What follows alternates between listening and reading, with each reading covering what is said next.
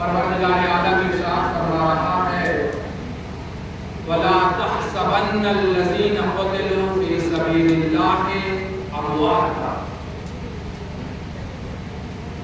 بَلْ أَحْيَاءٌ عِندَ رَبِّهِمْ يُرْزَقُونَ۔ کیا آپ ہرگز گمان نہ کیجیے، خدا کہہ رہا ہے، سورہ مائدہ کی 169 نمبر کی آیت ہے، اس میں پروردگار عالم ارشاد فرما رہا ہے وَلَا تَحْسَبَنَّ الَّذِينَ قُتِلُوا، آپ ہرگز گمان نہ کیجیے، قتلوا جو قتل کر دیے گئے ہیں، جو شہید کر دیے گئے ہیں، فی سبیل اللہ، اللہ کی راہ میں، امواتاً انہیں مردہ، بل احیاء عند ربہم، بلکہ وہ اپنے پروردگار عالم کے نزدیک زندہ ہیں، یرزقون، اور وہ رزق پا رہے ہیں۔ تو عزیزو، شہید کون ہوتا ہے؟ ہر انسان مرتا ہے، ایک عام انسان بھی مرتا ہے اور ایک انسان شہید ہو کے بھی مرتا ہے۔ فرق کیا ہے دونوں؟ اللہ نے شہید کا مرتبہ کیوں بلند کیا ہے، کیوں اونچا کیا ہے؟ کوئی تو وجہ تو ہوگی، کوئی وجہ تو ہوگی، اللہ نے شہید کا مرتبہ کیوں اتنا بلند کیا ہے؟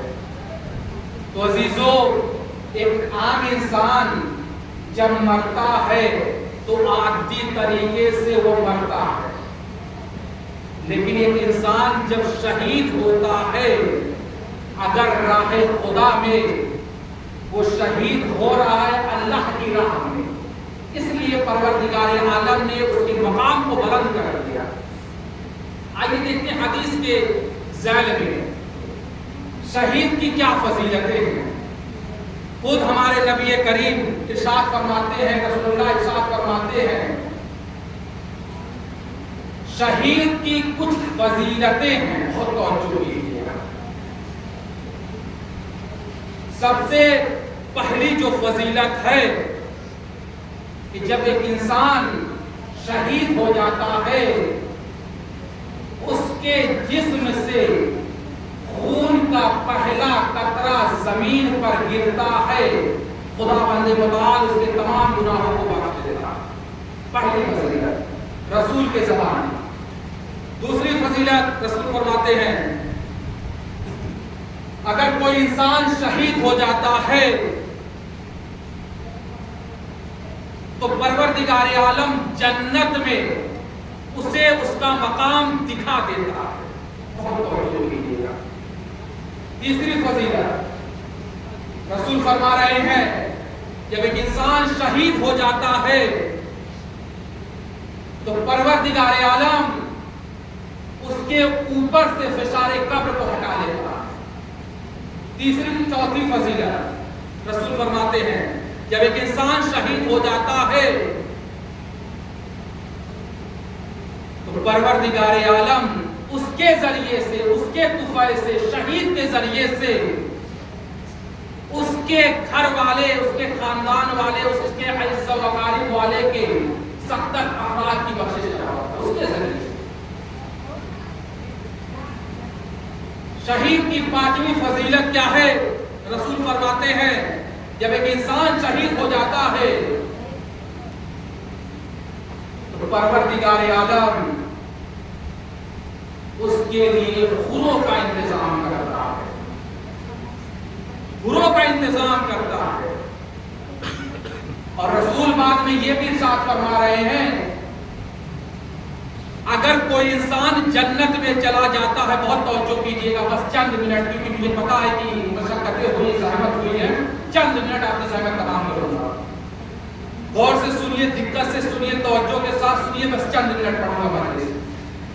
عزیزو، جب شہید کا مقام اللہ دکھا دیتا ہے شہید کو، اگر ایک عام انسان کو اللہ جنت کی بشارت دے دیتا، رسول ارشاد فرمائے، ایک عام انسان کو اگر اللہ جنت کی بشارت دے دیتا ہے تو اب اللہ تعالیٰ اسے کہے کہ میں تمہیں پوری دنیا کو دے رہا ہوں، تم دنیا میں جاؤ، تو ایک عام انسان نہیں جائے گا، واپس نہیں آئے گا، لیکن جب شہید کو اللہ بھیجے گا تو فوراً تیار ہو جائے گا، کیونکہ شہید نے اپنے مقام و منصب و وحدے کو آسمان پر دیکھ دیا۔ اسی لیے رسول نے فرما دیا ہے شہید کی عظمت بہت زیادہ ہے۔ کون رہبر؟ ہمارے رہبر عزیز۔ پوری دنیا آج امریکہ اور اسرائیل کے خلاف ہے، پوری دنیا میں اظہارات ہو رہے ہیں، تظاہرات ہو رہے ہیں، پروٹیسٹ ہو رہے ہیں۔ کیوں ہو رہے ہیں؟ عزیزو، رہبر جو تھے ہمارے موت کے سامنے چٹان کی طرح کھڑے، موت کے سامنے بالکل چٹان کی طرح کھڑے۔ اگر ایک انسان کو بہت توجہ کیجیے گا، آیت اللہ شہید مرتضیٰ مطہری فرماتے ہیں اگر انسان کو اللہ اکبر کے معنی سمجھ میں آ جائے، یقین ہو جائے، اور توجہ کیجیے گا، شہید مرتضیٰ مطہری فرماتے ہیں اگر انسان کو اللہ اکبر، جو ہم اذان میں صبح شام دوپہر عصر اور عشاء میں اللہ اکبر اللہ اکبر اللہ اکبر کے معنی کو اگر انسان سمجھ جائے، لیکن اس کے بعد کیا فرماتے ہیں؟ مرتضیٰ مطہری فرماتے ہیں کہ جب ایک انسان پہاڑ کے اوپر کھڑا ہوتا ہے، بہت توجہ کیجیے گا، پہاڑ کے اوپر کھڑا ہوتا ہے، پہاڑ کے اوپر کھڑا ہوتا ہے، اور جب وہ پہاڑ سے نیچے زمین کی طرف دیکھے گا تو اسے کچھ ڈر محسوس ہوگا، بہت توجہ کیجیے گا۔ اور اسی طریقے سے ایک انسان جب ایک اور تنہا سمندر کے سامنے کھڑا ہوگا، یعنی بہت زیادہ بڑی سمندر کو دیکھے گا تو اسے ڈر محسوس ہوگا۔ جب ایک انسان کسی ایسے انسان کے سامنے کھڑا ہو جو حاکم ہو، جو دنیا پر حکومت کر رہا ہے، تو اسے ڈر محسوس ہوگا، ڈر محسوس ہوگا۔ لیکن جو انسان اللہ اکبر کے معنی کو اپنے دل و دماغ میں بٹھا لیا ہو، صرف اللہ پر یقین کرتا ہو، تو لاکھ طاقتیں آ جائیں، لاکھ یزید آ جائیں، لاکھ فرعون آ جائے، لاکھ ٹرمپ آ جائے، لاکھ نتنیاہو آ جائے، لاکھ امریکہ آ جائے، لاکھ اسرائیل آ جائے، اگر وہ رہبر معظم سید علی خامنائی کے سامنے یہ کہے کہ سرنڈر کرو سرنڈر کرو سرنڈر کرو، تو علی خامنائی کو اللہ پر یقین تھا، اللہ اکبر کے معنی سمجھ میں آ گیا تھا۔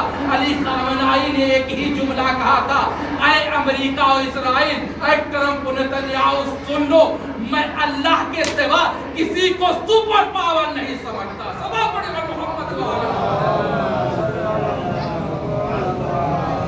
میں اللہ کے سوا کسی کو سپر پاور نہیں سمجھتا۔ اگر اللہ اکبر کے معنی انسان سمجھ جائے، واقعاً انصاف سے بتا رہا ہوں، اس کے سامنے ہر چیز چھوٹی ہو، ہر چیز، ہر انسان حقیر ہوگا، ہر انسان پست ہوگا۔ آپ خود رسول کے زمانے میں دیکھ لیجیے کیا ہو رہا تھا۔ جب رسول اللہ 40 سال میں، بہت توجہ کیجیے گا، 40 سال میں مبعوث میں رسالت پہ ہوئے، فائز ہوئے، رسول نے کیا کہا؟ لا الہ الا اللہ، آؤ اللہ ایک ہے، اللہ ایک ہے، آؤ اللہ ایک ہے۔ رسول کہہ رہے تھے کہ اللہ کی وحدانیت کا اقرار کرو، بہت توجہ کیجیے گا، اللہ کی وحدانیت کا اقرار کرو۔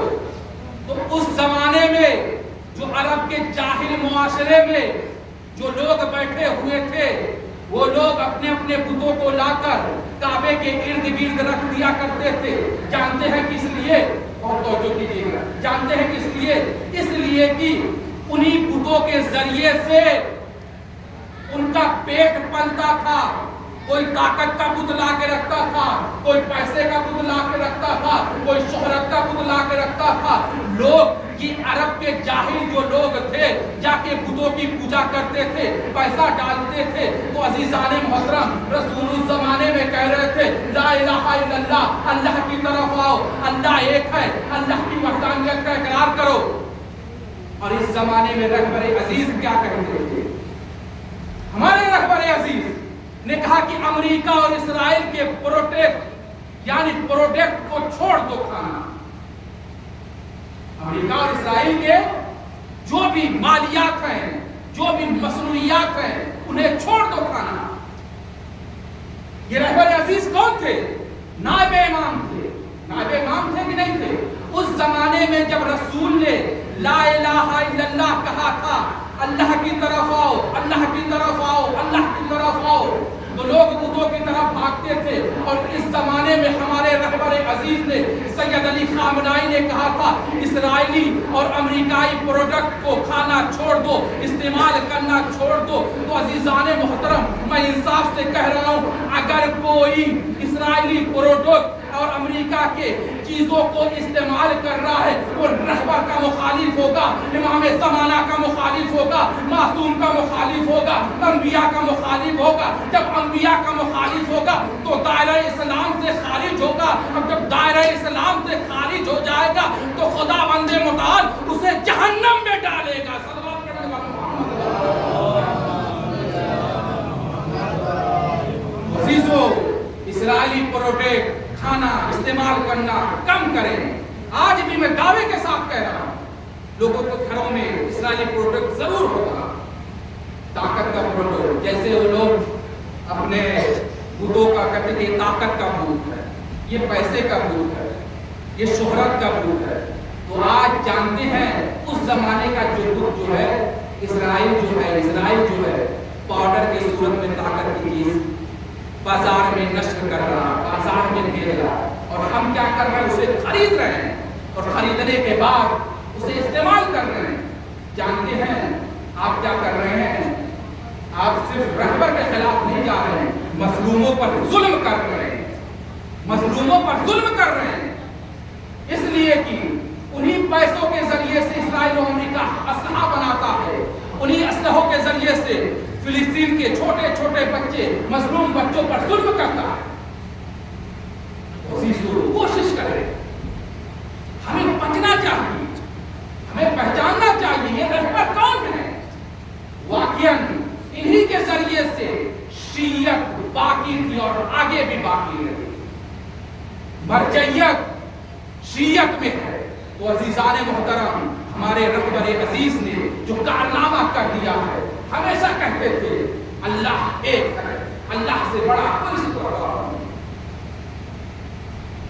تو عزیزو ہمیں کوشش کرنا چاہیے، اور جانتے ہیں ایک بات بتانا چاہوں، بہت توجہ کیجیے گا، بس چند جملے ذرا کو تمام کر رہا ہوں۔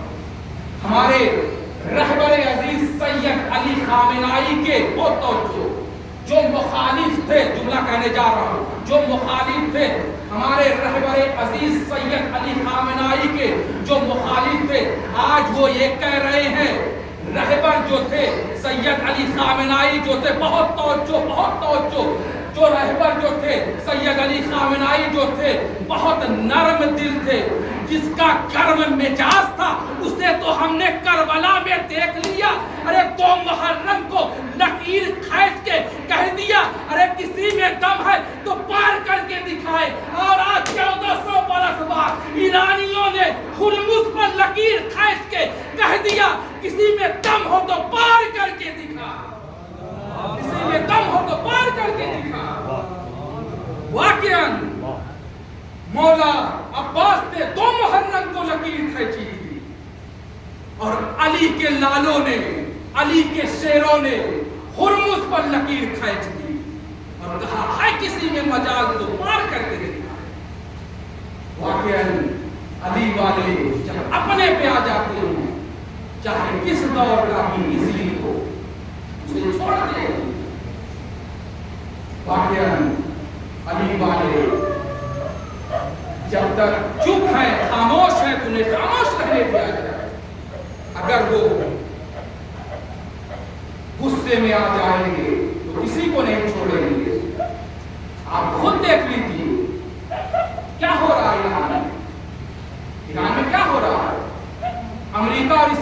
کر رہا ہے؟ ایران کے سامنے گھٹنے ٹیک رہا۔ میں دعوے کے ساتھ کہہ رہا ہوں، اس صوبہ کے جتنے بھی طلبہ ہیں، چھوٹے چھوٹے بچے، ان چھوٹے چھوٹے بچوں کی طرح بچے وہاں پر روڈوں پر کھڑے ہوئے۔ آج جتنے بھی دن جنگ کے ہوئے ہوں، 48 یا 49 دن جو بھی ہوئے، روڈوں پر کھڑے ہو کر کیا کہہ رہے ہیں؟ لبیک یا خامنائی، لبیک یا حسین، اللہ اکبر، نعرے تکبیر کے نعرے لگا رہے ہیں۔ آج اتنے دنوں میں جب سے جنگ شروع ہوئی ہے، جب سے جنگ شروع ہوئی ہے، جانتے ہیں کسی کے گھر میں آگ نہیں جلی ہے۔ کیوں نہیں جلی ہے؟ اس لیے نہیں جلی ہے کیونکہ علی والے کسی کو بھوکے نہیں رہے تھے۔ پورے ایران کی سڑکوں پر موقف لگا ہوا۔ آپ جس گلی میں جائیں گے موقف اربعین کی طرح، بالکل اربعین کی طرح موقف لگا ہوا، اور لوگ لوگوں کی خدمت کر رہے ہیں۔ میزائلیں آ رہی ہیں، جا رہی ہے، لیکن کوئی خوف نہیں۔ واحد قوم ایرانی ہے، بہت توجہ کیجیے گا، واحد قوم ایرانی ہے کہ جانتے ہیں ہمیشہ دوسروں کے لیے۔ انقلاب سے لے کر اب تک ایران نے کیا کیا ہے؟ بہت توجہ کیجیے گا۔ انقلاب سے لے کر جب سے ایران آزاد ہوا ہے تب سے لے کر ایران نے کیا کیا ہے؟ کبھی اپنے وطن کے لیے خون دیا، بہت توجہ کیجیے گا، کبھی غزہ کے لیے خون دیا ہے، کبھی فلسطین کے لیے خون دیا ہے، کبھی شام کے لیے خون دیا ہے، کبھی لبنان کے لیے خون دیا ہے، کبھی اربعین کے لیے خون دیا ہے، کبھی کربلا کے لیے خون دیا ہے، کبھی داعش کو بھگانے کے لیے خون دیا۔ واقعی سلام ہو ایسی قوم پر، سلام ہو رہبر عزیز پر، سلام ہمارے رہبر معظم مجتبی خامنائی پر، سلام ہو ان لیڈروں افسران پر جنہوں نے قائم رہ کر امریکہ اور اسرائیل کے مقابلے میں کھڑے۔ واقعاً ہم رہبر کا چہرہ منانے کے لیے بیٹھے، رہبر واقعاً عزیز تھے، یہ نیوکلیئر بم کے خلاف بھی تھے، نیوکلیئر بم کے خلاف بھی تھے، اور یہ کہتے تھے نہیں اس سے انسانیت خطرے میں ہے۔ لیکن اب جو رہبر بنا ہے وہ نیوکلیئر بم کے موافق ہے۔ عزیزو، اب ایران اپنے اوپر آ گئی، 45 سال تک ایران کے اوپر پابندیاں لگائی گئی۔ آپ دیکھیں گے بہت جلدی امریکہ اور اسرائیل سلام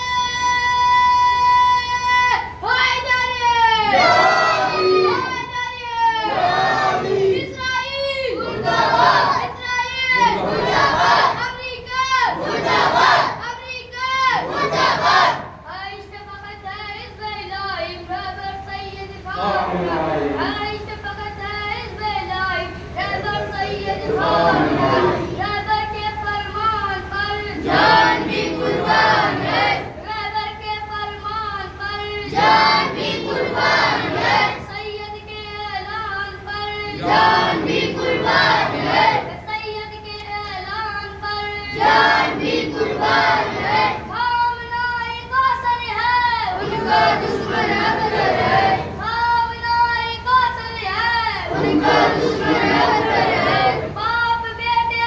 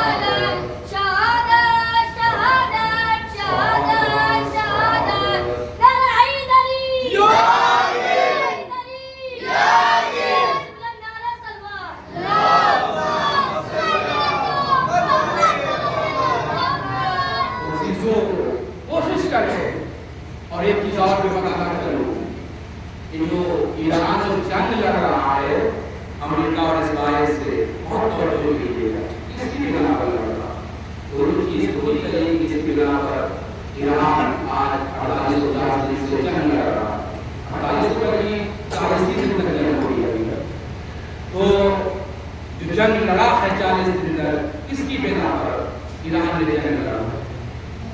عزیزو آپ کو بتا دوں علم ہونا بہت ضروری ہے، بہت توجہ کیجیے گا، علم کے ذریعے سے، علم کی بنیاد سے، تعلیم کی بنیاد سے، ایجوکیشن کی بنیاد پر ترقی ہوتی ہے، اور تعلیم سے طاقت ملتی ہے، بہت توجہ کیجیے گا، علم سے طاقت ملتی ہے، ایجوکیشن سے ترقی ملتی ہے، تعلیم سے ترقی ملتی ہے، تو عزیزان محترم ایسی قوم کا کیا کہنا جس کے پاس وسائل ہے، جس کے پاس تعلیم ہے، جس کے پاس دین ہے، جس کے پاس شریعت ہے، جس کے پاس حسن ہے، جس کے پاس زین العابدین ہے، جس کے پاس رہبر ہے، اب اس قوم کو کیا کرنا؟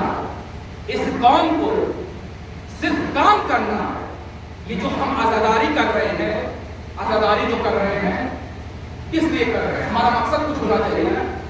عزاداری کا مقصد یہ ہے، عزاداری کا مقصد یہ ہے کہ ہماری قوم ترقی کرے، بہت توجہ کیجیے گا، عزاداری کا مقصد یہ ہے کہ ہماری قوم ترقی کرے، تو ترقی کیسے کرے گی؟ جب علم ہوگا، جب علم ہوگا، جب تعلیم ہوگی، جب ایجوکیشن ہوگا تو ترقی بھی کرے گا اور طاقت بھی ہوگی۔ اب جملہ کہنے جا رہا ہوں، توجہ کرنا آپ کا کام ہے، جب تک علم نہیں ہوگا آپ کسی سے مقابلہ نہیں کر سکتے، تعلیم کی بنا پر آپ امریکہ اور اسرائیل سے مقابلہ کر سکتے، ورنہ نہ اسرائیل سے مقابلہ کر سکتے، نہ امریکہ سے مقابلہ کر سکتے،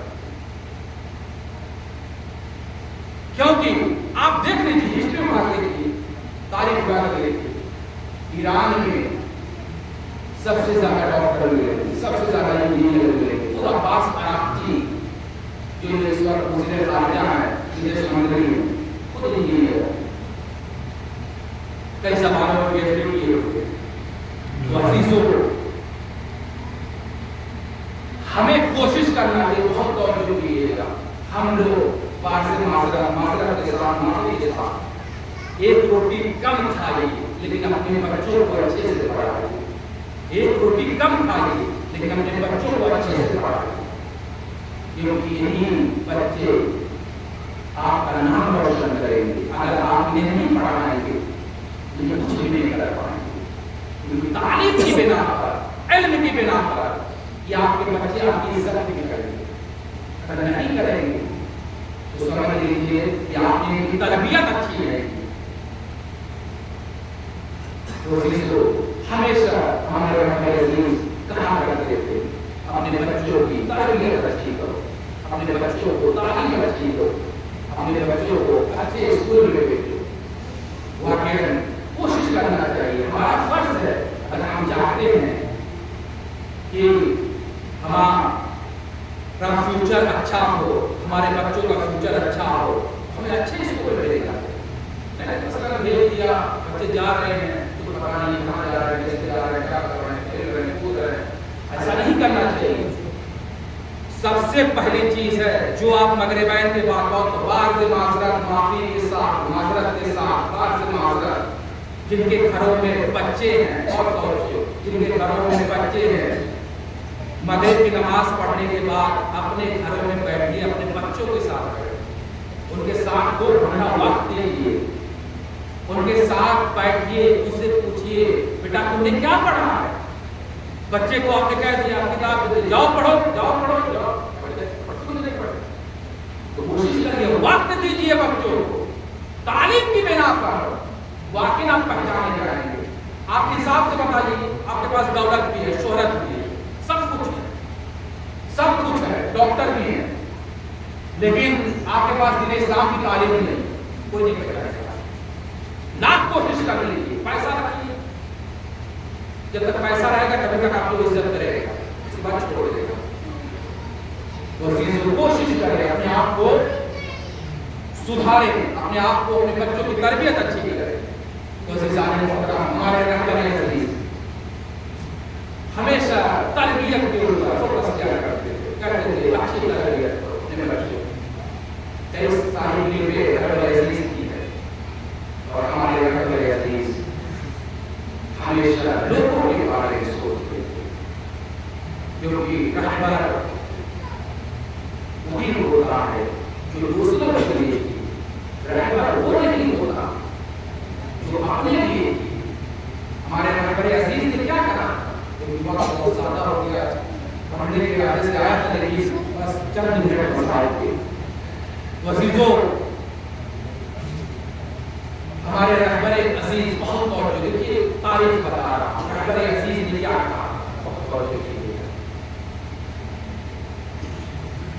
شہادت سے کچھ دن پہلے، بہت توجہ کیجیے گا، شہادت سے کچھ دن پہلے تہران مسلح امام خمینی پر رہبر کی اسپیچ ہوئی تھی، رہبر نے سخنرانی کی تھی، رہبر نے خطبہ دیا تھا، رہبر نے گفتگو کی تھی۔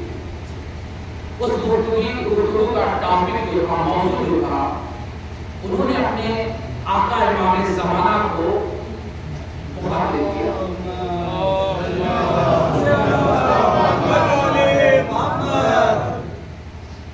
مخاطب کرنے کے بعد رہبر کہتے ہیں، یا سیدی، یا مولائی، اے میرے سید، اے میرے مولا، بہت توجہ کیجیے گا۔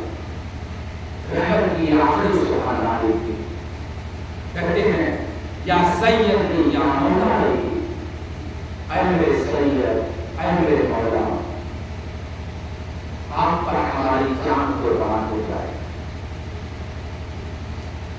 اور کہتے ہیں، رہبر نے فرمایا،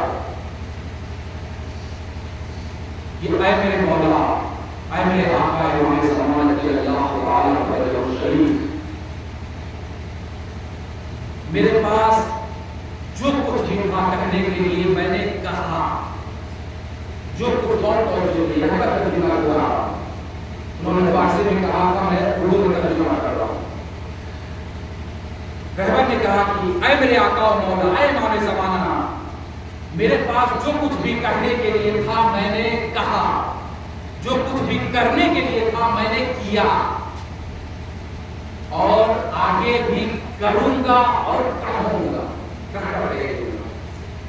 اس کے بعد رہبر چند سیکنڈ خاموش ہوتے سخنرانی کے، اس کے بعد کہتے ہیں، من جسم ناقابل میرے پاس ایک ایسا جسم ہے جس کے اندر عیب ہے، جس کے اندر عیب ہے۔ اس کے بعد رہبر نے کہا، من جان ناقابل، میں ایک ایسی جان رکھتا ہوں جس کی کوئی قدر و قیمت نہیں، جس کی کوئی قدر و قیمت نہیں، جس کی کوئی اہمیت نہیں۔ پھر اس کے بعد کہتے تھے، اے ہمارے آقا، اے ہمارے مولا، اے مولا امام زمان، اے امام زمان، میرے پاس جو کچھ بھی ہے میں اپنے ہتھیلی پر رکھ کر آپ پر قربان کر رہا ہوں۔ اس راہ انقلاب میں، راہ اسلام پر قربان کرنے کے لیے حاضر۔ پھر رہبر نے فرمایا، اے ہمارے مولا و آقا، یہ جو تھوڑی سی عزت جو مجھے ملی ہے، یہ آپ کی عطا ہے، یہ آپ کے ذریعے سے مجھے ملی ہے۔ پھر اس کے بعد پھر رہبر کہتے، اے سیدی، یا سیدی، یا مولائی، اے ہمارے سید، اے ہمارے مولا، اے ہمارے امام، ہمارے لیے دعا کیجیے گا۔ یہ رہبر کی آخری سخنرانی۔ جو انسان اپنی شہادت سے چند دن پہلے اپنے امام زمانہ سے گفتگو کر رہا ہو، مسجد مقدس میں جب قرآن ہے، ہمارے رہبر عزیز چند مرتبہ گئے، چند مرتبہ یعنی 4 مرتبہ اپنی شہادت سے پہلے قوم مقدسہ سے 7 یا 8 کلومیٹر کی دوری پر مسجد مقدس میں جب قرآن ہے، جو ہمارے زمانہ سے مسجد بہت بڑی مسجد ہے۔ روایت میں بھی ہے کہ ہمارے زمانہ وہاں پر نماز پڑھائیں، نہ جانے کس لیے رہتا آیا کرتے ہوا، 4 مرتبہ آئے تھے، وہاں پہ جا کے نماز پڑھتے تھے۔ اور آخری وقت میں جب اللہ تعالیٰ سے گفتگو ہوئی تیسری مجلس میں بیان کیا تھا، تو نے یہی جملہ کہا تھا، اے علی ہمارے نبی، اگر ان 9 کروڑ لوگوں کے لیے پناہ گاہ ہے تو میں ان پناہ گاہ میں چھوڑنے کے لیے تیار ہوں۔ جس رہبر کے پیچھے کوئی قوم ہے، 9 کروڑ لوگ ہے، اگر اس کا رہبر چھپ جائے، اس کا لیڈر چھپ جائے، تو قوم کا رہبر پر سے اعتبار اٹھ جائے، رہبر پر سے اعتبار اٹھ جائے۔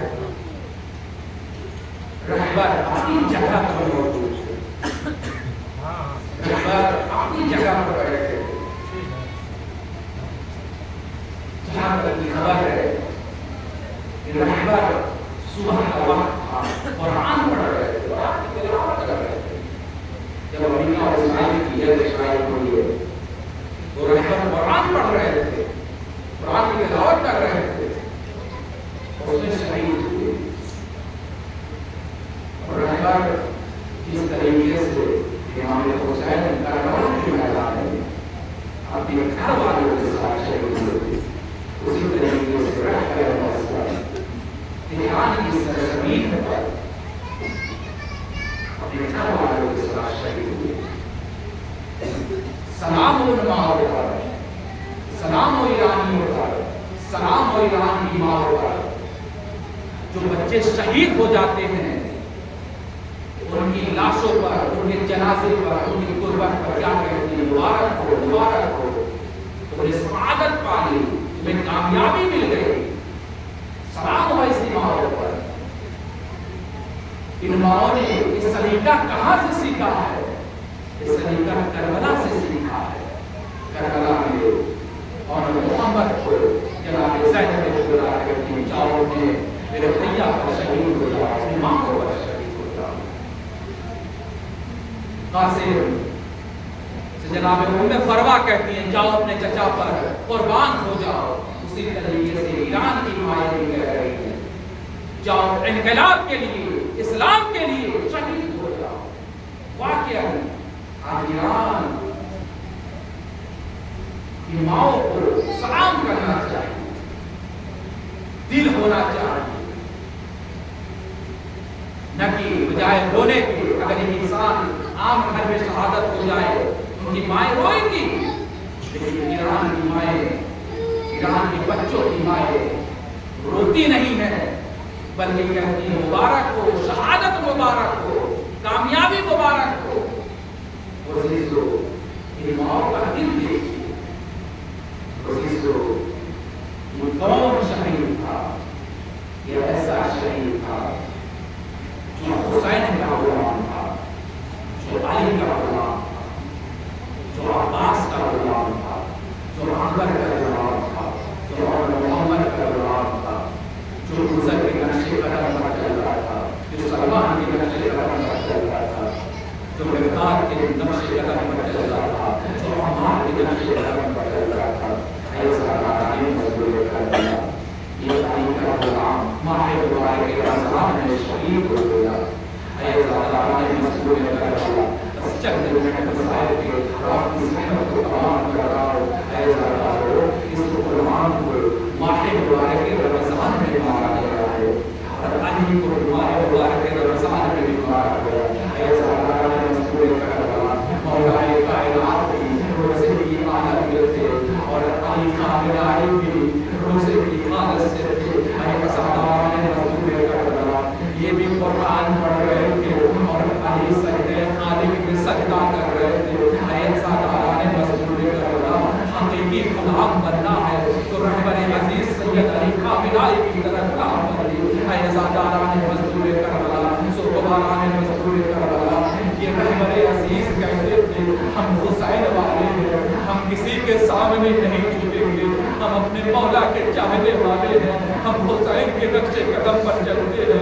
ایسا تعلیم مزدور کربلا، رہبر عزیز آخر وقت تک کہتے تھے मैं अपने सर को कटा दूंगा, लेकिन वक्त के जालिम के सामने, वक्त के यजीद के सामने अपने सर को नहीं झुकाऊंगा।